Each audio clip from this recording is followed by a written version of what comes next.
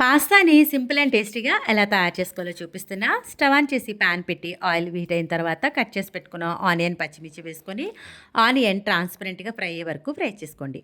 ఉల్లిపాయ కాస్త వేగిన తర్వాత కట్ చేసి పెట్టుకున్న క్యారెట్ ముక్కలు కూడా వేసుకొని మీడియం ఫ్లేమ్లో పెట్టుకొని కలుపుతా ఫ్రై చేయండి. ఉల్లిపాయ, క్యారెట్ వేగిన తర్వాత రుచికి సరిపడా ఉప్పు వేసుకొని బాగా అంతా కూడా ఈవెన్గా మిక్స్ చేసేసేయండి.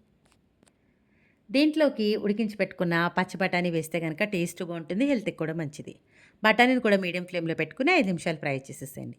ఇలా వేగిపోయిన తర్వాత మ్యాగీ మసాలా పౌడర్ వేసుకుంటే పాస్తా టేస్ట్ అనేది చాలా బాగుంటుంది. నేను ఇక్కడ ఒక స్పూన్ దాకా మ్యాగీ మసాలా పౌడర్ని వేసేస్తున్నా. మసాలా పౌడర్ అంతా కూడా బాగా కలిసేలాగా కలిపేసుకోండి. ఇలా 5 నిమిషాలు ఫ్రై చేసిన తర్వాత దీంట్లోకి నీళ్ళనేది వేసుకోవాలి. నేను ఇక్కడ 2.5 గ్లాసుల దాకా నీళ్ళు వేస్తున్నా. మూత పెట్టేసి మీడియం ఫ్లేమ్లో పెట్టుకుని వాటర్ని బాయిల్ అవ్వనివ్వండి. బాయిల్ అయిన తర్వాత పాస్తాను వేసేసుకోవాలి. ఇలా పాస్తా అంతా వేసిన తర్వాత ఒకసారి బాగా కలిపేసి ఒక స్పూన్ దాకా రెడ్ చిల్లీ పౌడర్ కూడా వేసేసుకొని మరొకసారి అంతా కూడా ఈవెన్గా బాగా కలిసేలాగా కలిపేసుకోండి.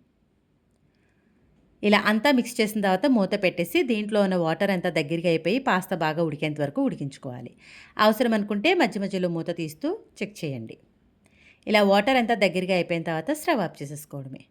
వీడియో నచ్చితే లైక్ చేయండి, షేర్ చేయండి. మన ఛానల్ని సబ్స్క్రైబ్ చేయడం మర్చిపోవద్దు. ఇలాంటి మంచి మంచి వీడియోస్ కోసం.